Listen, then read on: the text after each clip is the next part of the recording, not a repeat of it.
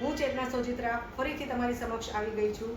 આજે આપણે સંબંધ સેતુ ચેરિટેબલ ટ્રસ્ટમાં આપણે એવા વ્યક્તિની મુલાકાત કરવા જઈ રહ્યા છીએ જેમના દીકરા દીકરીના લગ્ન ને 5 વર્ષથી વધારે થઈ ચૂક્યા છે. હવે એમની જીવનની એમની લાઈફની જે જર્ની છે એ આજે કેવી ચાલી રહી છે એ આપણે જાણીએ. હવે આ છે આપણી સાથે દેવશનભાઈ ગજેરા. એમના દીકરા દીકરીના લગ્ન આપણા સંબંધ સેતુમાં થયેલા છે. અને આપણી સાથે છે મુકેશભાઈ દેસાઈ, જે આપણા સંબંધ સેતુ ચેરિટેબલ ટ્રસ્ટના પ્રમુખ છે. નમસ્તે. દેવશનભાઈ, તમને સંબંધ સેતુ ચેરિટેબલ ટ્રસ્ટનો પરિચય કેવી રીતે થયો? સંબંધ સેતુ ચેરિટેબલ ટ્રસ્ટ સંબંધ સેતુ મને પરિચય થયો, હું મારી દીકરા દીકરીનો સંબંધ ગોતતો હતો. પછી મને સંબંધી દ્વારા થોડુંક જાણવા મળ્યું કે ભાઈ આ સંસ્થા એમાં તું જા અને એમાં નામ લખાઈ નાખ, એટલે તારે દીકરા દીકરીનું તારે ક્યાંક ગોતવા નહીં જવું પડે એમ. એ લોકો ગોઠવી દે અને બહુ સારી વ્યવસ્થા છે. એટલે મેં પછી મુલાકાત લીધી મુકેશભાઈની અને મેં દીકરા દીકરીનું નામ લખાવ્યું. અને દીકરા દીકરીનું નામ લખાવ્યું ત્યાર પછી 4-6 મહિનાની અંદર બેનભાઈના લગ્ન થઈ ગયા. બરાબર. પછી અને બહુ સારી રીતે થઈ ગયા. એટલે જોકે એવું તો મેં કોઈ દી વિચાર્યું નહોતું કે ભાઈ આપણે આ મહારાજા ફાર્મની અંદર હું લગ્ન કરી શકીએ. બરાબર. પછી આમાં મારે ગોઠવાઈ ગયું એટલે મુકેશભાઈએ ગોઠવી દીધું. ત્યારે અમારે 23 જોડકા હતા લગ્નના અને મહારાજા ફાર્મની અંદર અમારે લગ્ન થયા છોકરા છોકરીના. અને બહુ સારી વ્યવસ્થા હતી અને બહુ સારી રીતે ગોઠવાઈ ગયું. ત્યાર પછી આપણે બહુ સારી રીતે હાલે છે. બરાબર. આપણને કોઈ ટેન્શન નથી, આપણે કોઈ માથાકૂટ નથી. અને મુકેશભાઈ અરે બહુ સારામાં સારું છે. બરાબર છે. તમારા દીકરા દીકરીના લગ્નને કેટલા વર્ષ થયા? 5મું વર્ષ ચાલે છે આ. સારું કહેવાય. બરાબર. ઘણા વર્ષો થઈ ગયા. હા, 5 વર્ષ થઈ ગયા. અને ગમે ત્યારે અહીંયા આવ્યું તો મુકેશભાઈ આપણે સંબંધો બધો પહેલેથી સારા જ છે અને હજી એવા ને એવા જ છે. અહીંયા ગમે ત્યારે નીકળ્યા હોય તો એમ થાય કે હાલો ભાઈ મુકેશભાઈને મળતા જ રહીએ.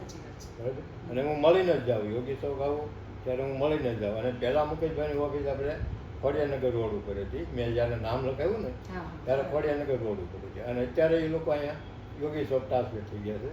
એટલે હવે અહીંયા આવી જઈએ અને મળતા રહીએ. હવે મુકેશભાઈ, દેવશનભાઈના દીકરા દીકરીના લગ્ન જે રાઉન્ડમાં થયા હતા એમાં કેટલા જોડકા હતા?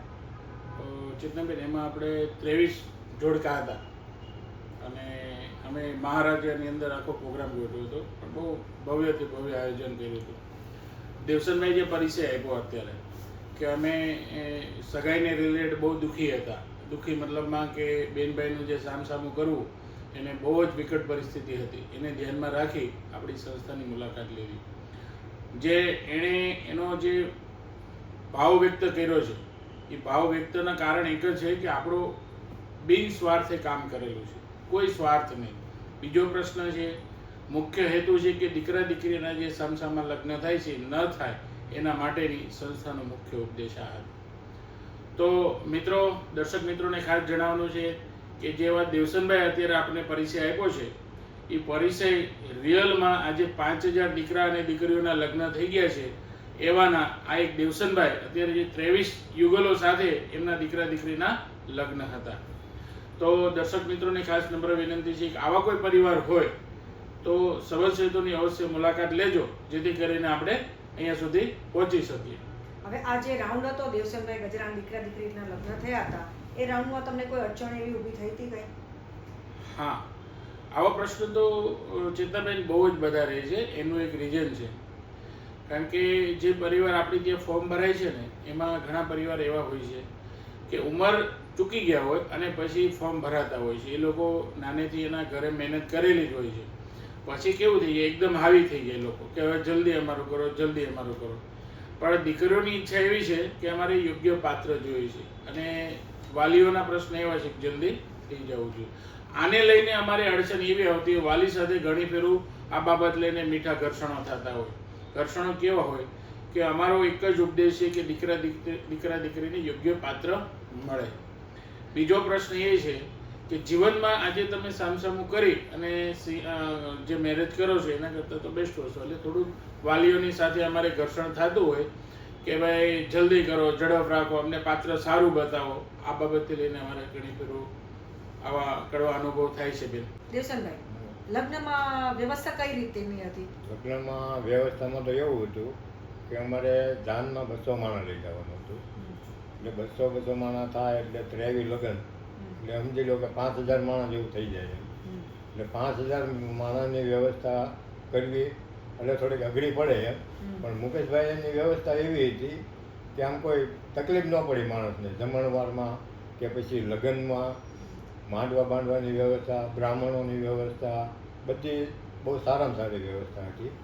એટલે જો કે આપણને તો એમાં બહુ આનંદ જ આવ્યો છે. લોકોને આપણે એમ કહીએ ભાઈ તમે અટવાવમાં એમ આમાં જોડાવો, આમાં સારામાં સારું છે. ખોટું અટવાવું, ખોટું દોડધામ કરવી, ખોટા પછી ટેન્શન લેવું, દીકરા દીકરીનો સંબંધ ન થતું હોય એટલે માણસને રાત દિવસ નીંદર ન આવે અટવાતા હોય એટલે. પણ આમાં જોડાઈ જવું યોગ્ય છે, સારું છે, અને આપણે ઘરે ન કરીએ કે એવું કામમાં થઈ શકે. તમારા દીકરા દીકરીનું લગ્ન જીવન કેવું ચાલી રહ્યું છે? દીકરા દીકરીનું લગ્ન જીવન 5 વર્ષ થઈ ગયા અને સારામાં સારું ચાલે છે. આપણે કોઈ વાંધો નથી. અને હું પોતે હવે નિવૃત્ત થઈ ગયો છું, બરાબર. છોકરાના ધંધા છોકરા ચલાવે છે, જમાઈનો ધંધો જમાઈ ચલાવે છે. એટલે એમાં આપણે કોઈ ટેન્શન નથી. હવે એના ઘર આંક્યા કરે, આપણે આપણું આંક્યા કરીએ. કેવું પાત્ર મળ્યું છે તમારા દીકરા નહીં, દીકરીને? દીકરાને પાત્ર સારું મળ્યું છે અને સામે જમાઈ સારો મળ્યો છે. એમ 2 પાત્ર આપણે સારા છે, એમાં કોઈ આપણે ટેન્શન નથી. ઠીક છે. મુકેશભાઈ, જી. આપણે સંસ્થામાં જે પહેલાના મેનેજમેન્ટમાં ને અત્યારના મેનેજમેન્ટમાં જે ફેરફાર છે એમાં શું સિસ્ટમમાં ફેરફાર છે? ઓકે ચેતનભાઈ, આજથી આપણે 5-7 વર્ષ પહેલાં જે મેરેજ કરતા હતા અને આજે જે મેરેજ કરીએ છીએ એમાં બહુ બધો ફેરફાર કરી નાખ્યો છે. કારણ કે વાલીઓની એક અપેક્ષા હતી, વાલીઓ કરતાં એક દીકરા દીકરીની અપેક્ષા હતી કે મુકેશભાઈ તમારો જે પ્રોગ્રામ અમે જોઈએ છે ને એમને બહુ સારો લાગે છે, પણ થોડીક અમારી અપેક્ષા છે કંઈક થોડુંક સમયસર અપડેટ લાવવું છે. તો અપડેટમાં અમે એવું શોધાયું છે કે દીકરા દીકરીની જે રિક્વાયરમેન્ટ શું, જે દીકરા દીકરીની રિક્વાયરમેન્ટ હોય એવી એ પ્રમાણે અમે આયોજન કરી નાખ્યું છે. પહેલાં શું હતું કે માણસોની બહુ કટોતી કરવી, ઓછા માણસો લાવવા, વ્યવસ્થા ન કરવી, ફુલારની વ્યવસ્થા નહોતી, સામૈયાની વ્યવસ્થા નહોતી. આ બધી વ્યવસ્થા અમે ધીમે ધીમે આપી છે. અને એમની સાથે અમારું ટ્રસ્ટ મંડળ બી પહેલાં તો અમે ખાલી પુરુષો જ કામ કરતા. આજે અમારી પાસે નારી શક્તિ એટલે કે ટ્રસ્ટમાં બહેનો પણ છે. એટલે ઉત્સાહ અમને એ બાબતનો છે કે બહેનોને આ બાબતથી બહુ જ લાગણી છે. એટલે બેન શેખતાબેન સોજિત્રા પણ અમારા ટ્રસ્ટના એક ટ્રસ્ટી જ છે અને સારું એવું એનું વર્ક છે. જે આજે વિડીયો બનાવે છે ને એ વિડીયો એના શોખથી અને સમાજને એક સારો ઉપદેશ આપવા માટેનો જોઈએ. એક હાઉસવાઈફ છે પણ હાઉસવાઈફની સાથે સબલ સેતુ ટ્રસ્ટના એક જવાબદાર ટ્રસ્ટી બી છે અને સારું કામ પણ નિભાવે છે. મારા દર્શક મિત્રોને ખાસ નમ્ર વિનંતી છે કે ટ્રસ્ટી તમે ન બની શકો પણ સમાજને એક સારો સંદેશ આપી શકો છો કે સમાજની અંદર જે આપણા સગા સંબંધીમાં બેનભાઈ હોય, સિંગલમાં હોય, દીકરી દત્તક યોજના બી છે આપણી. તો આવા મિત્રોને સબલ સેતુના માધ્યમથી દીકરા દીકરીના લગ્ન થાય એના માટે આપણે કંઈ ના આપી તો કંઈ નહીં, પણ એમને પુણ્યનું કામ કરીએ કે એને સબલ સેતુ સુધી પહોંચાડી અને એમનું સારામાં સારું ભવિષ્ય નિર્માણ થાય એવું આયોજન કરીએ. ખૂબ ખૂબ આભાર તમારો. દેવશનભાઈ, લગ્ન પછી તમારા સંસ્થા સાથેના સંબંધો કેવા છે? લગ્ન પછી આપણે 5 વર્ષ થઈ ગયા અને ત્યારે જેવા સંબંધો હતા એવા ને એવા આજે છે. પહેલાં આપણે જ્યારે જોડાણ ત્યારે ઓફિસ આપણે ત્યાં હતી ખોડિયાનગર રોડ ઉપર, અને ત્યાર પછી મુકેશભાઈ અત્યારે અહીંયા ટ્રાન્સફર થયા યોગી છો. તો આપણે ગમે ત્યારે અહીંયા નીકળીએ તો આપણને એમ થાય કે હાલો મુકેશભાઈને મળતા જઈએ. એટલે સંબંધો આપણે જાળવી રાખ્યા છે અને મુકેશભાઈએ જાળવી રાખ્યા છે. આપણે ગમે ત્યારે આવીએ તો આવકારો, આવભાવ, આ તે બધું બહુ સારું આપે તો જ આપણને આવવાનું મન થાય ને એમ. નકર તો આપણને એમ થાય કે હાલો મુકેશભાઈને જવા દઈએ એમ. આપણે તો હવે ક્યાં કાંઈ કામ છે, દીકરો દીકરી પમણી ગયા, પણ એવું ન હોય. સંબંધ રાખવો જરૂરી છે, બરાબર છે. આજે નહીં તો કાલે પાછું મારે મુકેશભાઈનું કામ પડે. મારે બીજા કોઈ ભાઈ હોય એના દીકરા દીકરીને મારે આમાં જોડાણ કરવું હોય તો આપણે સંબંધો સારા હોય તો થઈ શકે ને એમ. નકર તો હું પછી આપણે કહેવું પડે ભાઈ મુકેશભાઈને ત્યાં જાતું એમ, માથી નહીં થાય.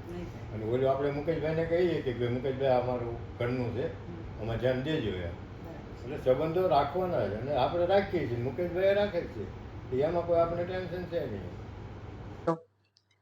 આજે આપણને દેવશનભાઈને મળીને ખૂબ જ ખુશી થઈ, કારણ કે લગ્નના 5 વર્ષના જીવન દરમિયાન જે પણ થયું એ આજે આપણે સામે એમણે વ્યક્ત કર્યું છે.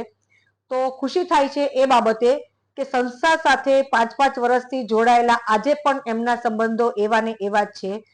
ઘણી સંસ્થાને લઈને ઘણા પ્રશ્નો હતા જેમનો ઉકેલ મુકેશભાઈએ આજે આપણને આપ્યો છે. પછી પણ તમને જે અમુક પ્રશ્નો જે બાકી રહી જતા હોય તો અમારા યુટ્યુબ વિડીયોના કમેન્ટ બોક્સમાં જણાવજો. અમારી યુટ્યુબ ચેનલને શેર કરજો, સબસ્ક્રાઇબ કરજો અને વિડીયો તમારા સગપણમાં, તમારા મિત્રોને, તમારા ફ્રેન્ડ સર્કલમાં દરેક જગ્યાએ મોકલજો, જેના કારણે કે જે માતા પિતાના દીકરા દીકરીઓના સંબંધમાં અડચણ થાય છે એ વ્યક્તિ અમારા સુધી પહોંચી શકે અને અમને મળી શકે, જેના પ્રશ્નનો ઉકેલ અમે આગળ લાવી શકીએ.